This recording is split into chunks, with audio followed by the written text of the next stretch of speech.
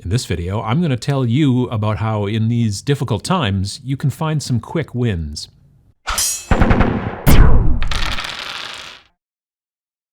So most likely, you're spending a lot of time at home. You may be going out to work because you're some sort of essential employee, but you're probably not doing a lot of partying and hanging out and doing things when you're not working. You also might be not working at all or working from home, kind of like I am. But right now, we're not going out and doing much, so we do have a lot of time to work on our hobby. I've been spending a lot of time painting and building and doing things like that. I've spent a bunch of time on this warband, which I'll be showing you very soon. They're basically done. I've just got to do a couple little tweaks, but you'll be seeing them soon, either on the channel or on my Instagram and stuff like that. I'll hashtag it, shelter and hobby. And, and if you're posting things as well, while you're sheltering here, waiting for things to get better, hashtag shelter and hobby and, put it up on Instagram and people can see it and communicate with you about it and ask questions. Go check out the hashtag yourself. Look at what other people are doing while they've got this downtime. It's a good idea. But another good idea is when things are really rough, you have to find other ways to keep your motivation going. Like I said, I've been busy, but there are times, especially when you're painting, like I'm working on this warband that's got, 8 or 9 folks in it. And there are times when you, let's say, put wash on all of the bases and you really slop it on there because you want it to be a nice, really thick, dark kind of thing. Or you're using like a big coat of, let's say, contrast paint or something like that. And you have to wait for it to dry. So this is your project, you're working on it, and now you have this downtime. Sometimes a thick layer of wash, like on the base, especially of your miniature, especially like when you have like little rocks and all kinds of little stuff in there like I like to put on, that can sometimes take 45 minutes to really dry. And you don't want to start doing the next thing on the bases, let's say dry brushing, because if they're still wet, wash and you start dry brushing, it just makes a mess. Like the dry brush light color starts to turn dark most likely, and it could just be a real problem. So you want to take the time to let washes dry, a lot of different things like that. Sometimes primer, you don't want to immediately start painting after you've primed something because the primer hasn't had time to, for lack of a better word, bake. It doesn't actually bake, but it kind of sets up and cures, and you don't want to get in there and start dry brushing on top of brand new fresh primer because you can knock that primer off. So what are you going to do? Well, some people go, maybe they clean something. They might go and watch some television, watch some, play a video game, something like that. The problem is that sometimes that can then take it so that you stop gaining momentum and stop making forward movement on your hobby progress, and then what do? You're kind of maybe possibly days until you come back to what you were planning on getting done and going forward. If you have all of this time, it's good to be productive during that time. So I'm literally sitting in my hobby, but not right now, but when I'm having this issue and I kind of figured this out, I was sitting in my hobby nest, as it were, and waiting for this wash to dry. And I thought, well, what can I do now? And I started literally looking around, and I found this old piece of terrain. Years ago, probably in the late 2000s, I bought a couple of Warhammer 40,000 bastions, and I built them, but I sat on them didn't actually sit on them, but I had them for a long time, and then I did eventually build them sometime in the early 2010s.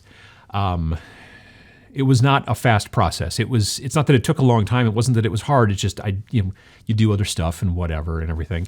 And this is even before the channel really started, but I built them and then they sat there and they sat there and they sat there. A couple years ago, I think I primed them. And that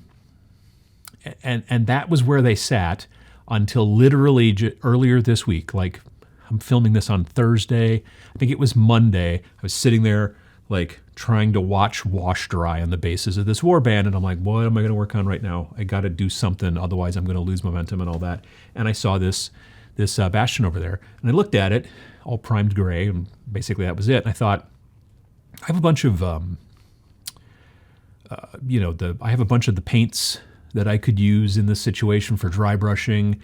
I've got some secret weapon washes. I've got some of the the other types of paints I could use. I've got this stuff like literally right in front of me. And the contrast paints and everything, which work actually quite well in terrain, and I'll show you that in a sec. But I thought, well, how long would it really take me to finish that stupid bastion? And as it turns out, not real long. So what I did was I literally just started looking at it and kind of figuring it out and saying, well, what's the quick thing I can do in this situation to make it still look decent, but to just sort of speed things up and get a quick win. Like when this is finished, I'm going to feel really good about it and it's going to help my motivation. You know what I mean? So I'm like, this will be great. I'll be able to do this. It'll be great. So I used a real dark contrast color, maybe like Wildwood or one of those other real dark ones, to paint the walkway area, where people stand on the top of the bastion. I did it on a bunch of the things, which I was then going to dry brush metal, like these weird little scully things and all that kind of stuff. And again, it was just a lot of dry brushing because I want it to look old and rusty. It's a lot of sponge painting because, again, old and rusty. And then for the shading, what I did is I actually used, the same stuff, the contrast paints. If you fire contrast paints through an airbrush, they don't do the contrast thing. What they do instead is they actually, they instantly dry when you spray them. And they become, I think in scale modeling, it's known as a filter, and they're very, very, very transparent. They're not like a normal airbrush paint that you'd fire through. They're very transparent, and they just help to shade and shadow these areas, but it's real subtle. And if you're careful with it, you can make really good looking terrain. You can really make that nice kind of fade look that really kind of makes this terrain that sort of pop. And just use some simple contrast paints through the airbrush, and they work out really well. And so I got this done, and then I thought to myself, well, what's next? This here, I don't know what you would call this. It's from the Shadow War Armageddon starter set that I got. And it's like some sort of tank of some sort, and there's a walkway and there's some supports and hangy downy bits and all that kind of stuff. And I had built this not that long ago in comparison to other things. And then I had primed it like red, and I'd primed the parts that should be metal, I primed them brown because I wanted them to look corroded and stuff, and then the dry brushing.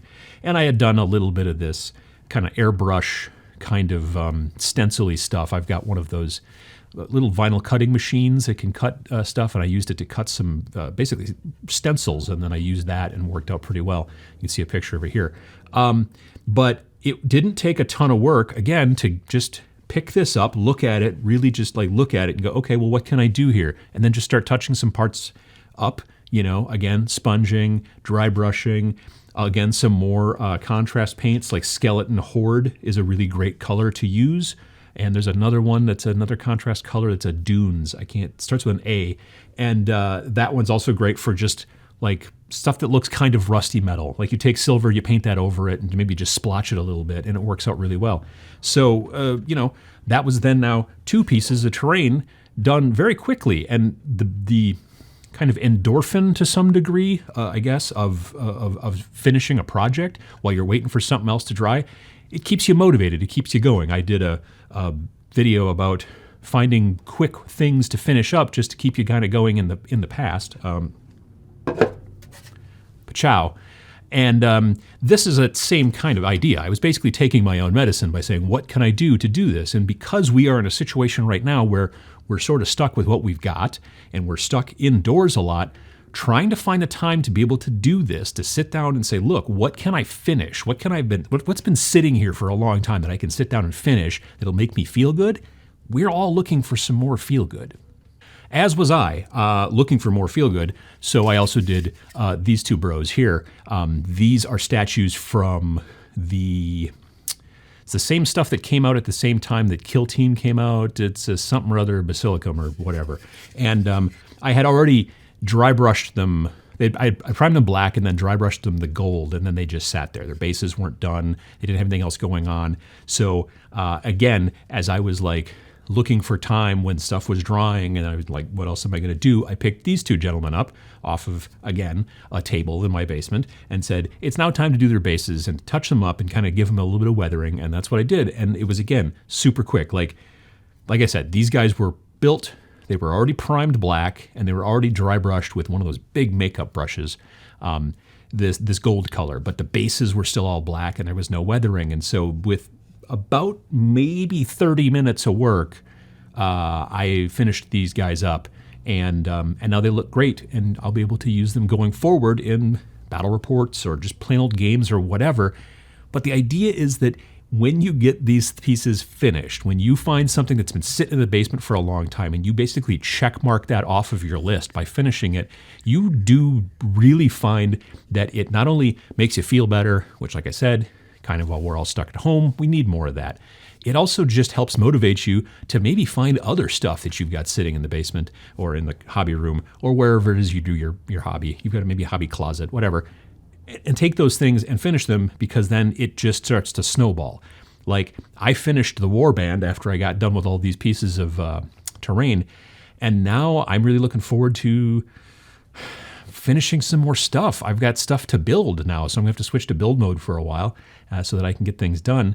But the motivation is super important. With build mode, I've found that there's not as much downtime, unless you're waiting for like a lot of glue to dry or something like that.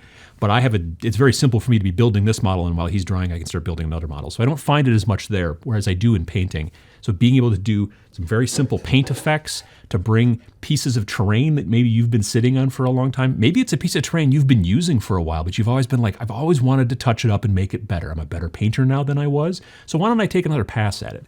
Do that as well. Find things to keep you busy, to make you happy, and to be some quick wins that we can have in these kind of rough times.